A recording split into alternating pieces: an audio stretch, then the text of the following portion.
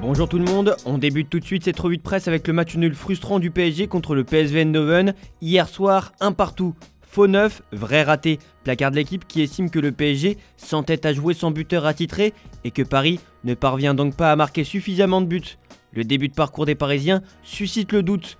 Une pointe de flou, ajoute le journal dans ses pages intérieures.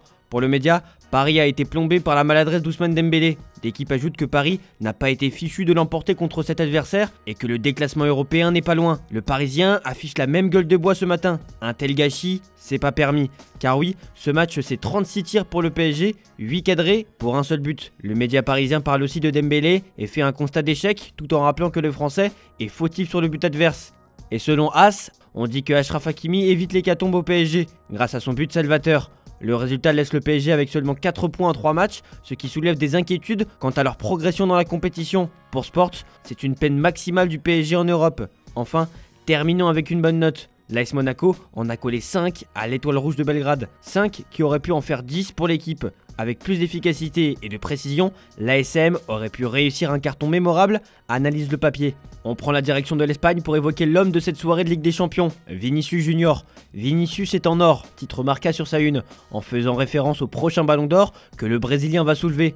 L'ailier du Real Madrid a brillé en inscrivant un triplé dans un match spectaculaire après avoir été mené 2-0 à la mi-temps. Madrid a marqué 5 buts en 33 minutes. Remontada brutale, titre As ce matin. Ce retour impressionnant rappelle une fois de plus la capacité du Real à surmonter les situations les plus désespérées sur la scène européenne.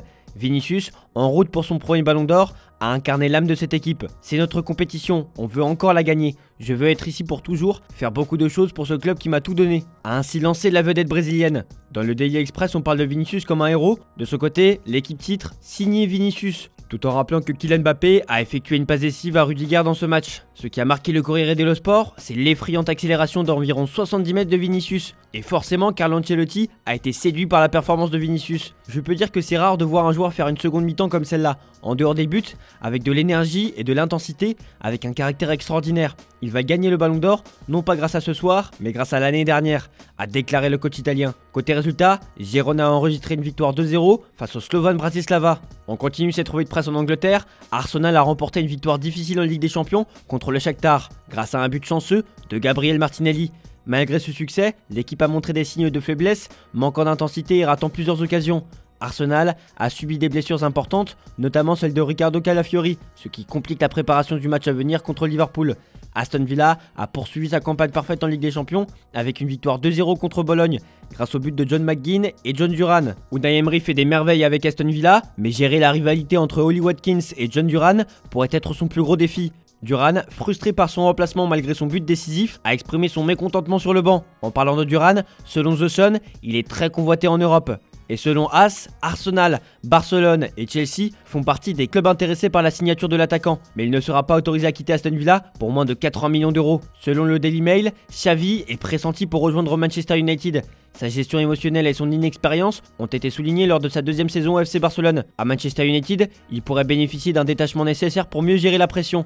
Mais Manchester United s'intéresse aussi à Zinedine Zidane. Il reste un nom régulièrement évoqué pour prendre la tête du club anglais, alors que les Mancuniens connaissent un début de saison décevant sous Eric Ten Hag avec une 12e place de Première Ligue. Malgré 3 ans d'absence depuis son départ du Real Madrid, les rumeurs d'un transfert à Old Trafford persistent. Bien que la barrière linguistique puisse être un obstacle, Zidane s'est montré ouvert à cette possibilité, affirmant en 2022 qu'il ne fallait jamais dire jamais. Dans l'actu des coachs, nous avons Pep Guardiola qui a récemment encensé Xabi Alonso, considéré comme un possible successeur à Manchester City. Alors que le contrat de Guardiola avec City se termine à la fin de la saison, les dirigeants du club auraient déjà ajouté Alonso à leur liste de remplaçants.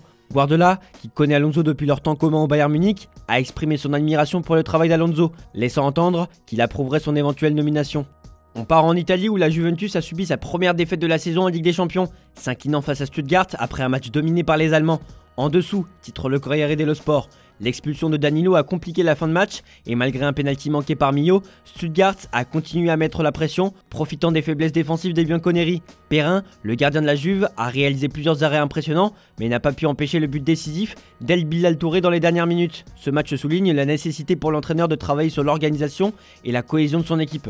Dans la Gazzetta dello Sport, on préfère parler de victoire, celle du Milan AC qui a remporté sa première victoire en Ligue des Champions cette saison contre Bruges. Mais le match a révélé des signes de changement au sein de l'équipe. Après l'expulsion d'Onedi, Milan a pris le contrôle avec un doublé de Reinders en l'absence de Leao, suggérant une transition possible vers une nouvelle ère. Bien que le match ait été difficile, avec des moments de pression intense de Bruges, les entrées d'Okafor et de Chukwueze ont permis de redynamiser l'attaque milanaise. L'arrivée de Francesco Camarda, à seulement 16 ans, montre également l'évolution du club. Au Portugal, après cette soirée européenne, on met forcément à l'honneur le Sporting Lisbonne, victorieux 2-0 face au Storm Graz. C'est Victor Gyökeres qui est mis en avant ce matin. Le Suédois continue d'évoluer à un niveau exceptionnel. Il a encore une fois trouvé le chemin des filets, bien qu'il ait manqué plusieurs occasions, parfois en raison de décisions un peu trop égoïstes. Sur une action avec Nuno Santos, l'attaquant n'a pas réussi à concrétiser une belle opportunité. Cependant, à la 54e minute, il a brillamment exploité l'espace après une passe décisive de De Bast. Il a réussi à écarter un défenseur avant de se diriger vers le but où il a marqué avec une classe indéniable.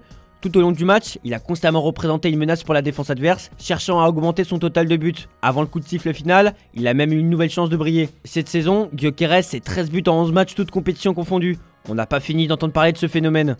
On termine cette revue de presse en Allemagne. Malgré la défaite de Dortmund, on peut retenir la performance de Jimmy Gittens. Les rumeurs entourant l'ailier de 20 ans du Borussia Dortmund s'intensifient alors que Liverpool cherche un successeur à Mo Salah, qui prévoit de quitter le club l'été prochain. La valeur marchande de Gittens est estimée à 35 millions d'euros, mais le club allemand a fixé son prix à 100 millions d'euros, rendant toute transaction très complexe. Le directeur sportif du club de la Ruhr, Sebastian Kehl, a récemment prolongé le contrat de Gittens jusqu'en 2028, signalant ainsi une intention claire de conserver le joueur. Malgré ça, Liverpool envisage de soumettre une offre significative, bien que Chelsea et Tottenham soient également intéressés par le jeune talent, acquis pour seulement 90 000 euros en 2020.